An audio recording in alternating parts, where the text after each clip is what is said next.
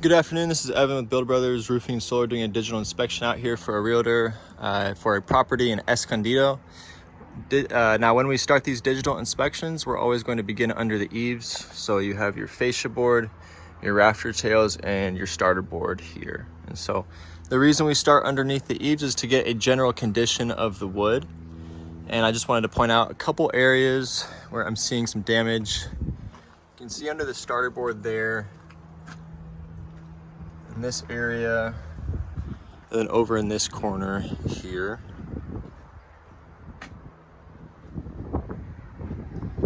And so when we do these inspections, we're going to look for boards that are compromised by either termites, wood rot, or dry rot. And it is important to address them. So I am on top of an architectural asphalt shingle roof, and like to point out a couple things. First thing I'd like to point out is just the exposed fiberglass. So all this shiny material here you're seeing is exposed fiberglass. And so what happens is as the sun beats down on the roof over time, the oils on the roof evaporate and the granules deplete. And so these granules have come loose, they slide off the roof here, and that exposes a lot of the shiny material, which is the fiberglass. When fiberglass is exposed, the waterproofing capability of a roof is greatly affected. And on a shingle roof, it's actually the shingle itself that is the waterproofing mechanism. So with this amount of exposed fiberglass, that's definitely a concern as far as the waterproofing goes for this roof.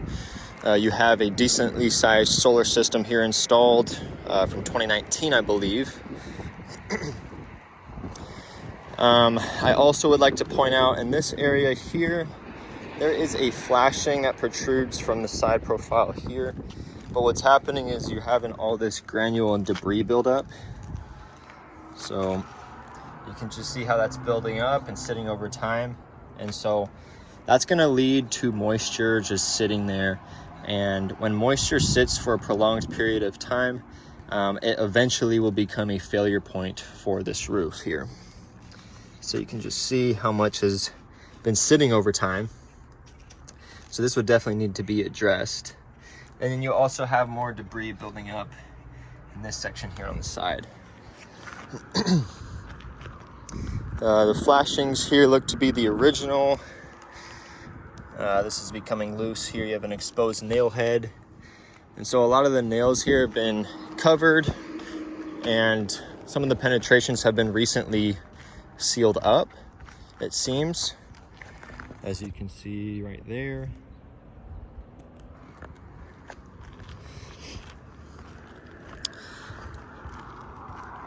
Now, another thing I'd like to point out is when I get on shingle roofs, I'm always going to check how well the shingle is sealed and adhered to the roof. So, you know, you have a loose shingle here.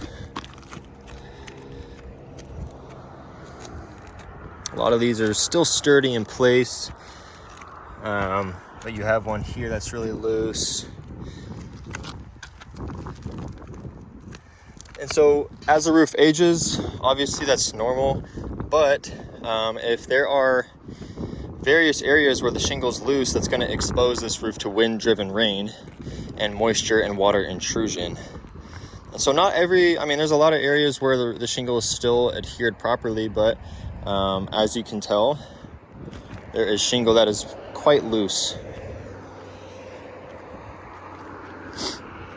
On this flashing here, these nails have popped up, exposing an area where water can get in. This flashing is getting loose here. I'm estimating the age of this roof to be around 15 years old. Normally, shingle roofs go to around 20. However, with this roof already currently experiencing multiple leaks in the house, the roof has obviously failed and it hasn't reached, its life expectancy. And so because of the leaks happening, because of the condition of the shingle, and you can see just how worn out it's becoming with the exposed fiberglass, And I'm sure a lot of damage was done to the roof as the solar was installed in 2019 with all that work done.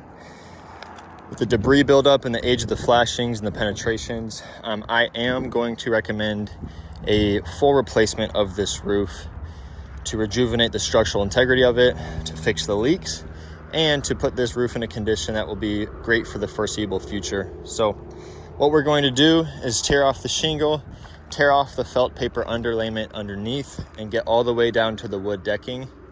Wood repair is always an unknown variable, and so we will not know the amount of bad wood to be replaced until we get down to it. And we just want to replace all the boards that have been significantly compromised by termites, wood rot, or dry rot. After we do that, we'll be installing our synthetic underlayment, which is a huge upgrade from the felt paper underlayment, installing brand new 2-inch strip edge around the perimeter, starter shingle, and then our Owens Corning shingle material as well. And like always, I will make sure to get all of this information out to the realtor. Thanks.